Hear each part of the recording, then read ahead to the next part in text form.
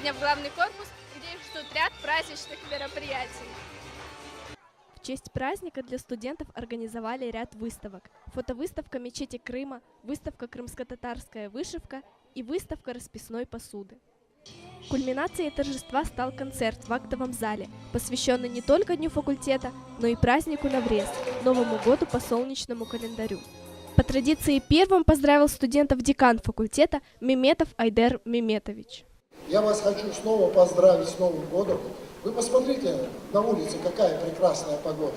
Все-таки же, оказывается, Новый год не начинается не 1 января, когда жутко холодно, а именно 21 марта, когда на дворе весна, тепло и учиться не хочется.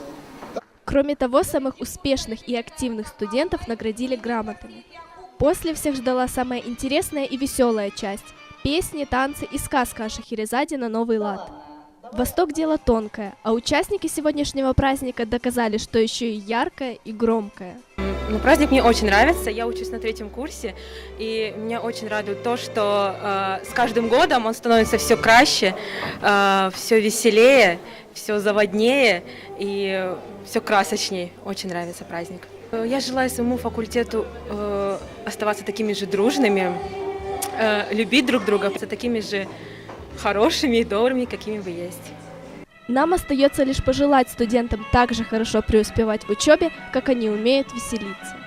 Катя Серюгина, Антон Кузнецов, специально для Первого студенческого.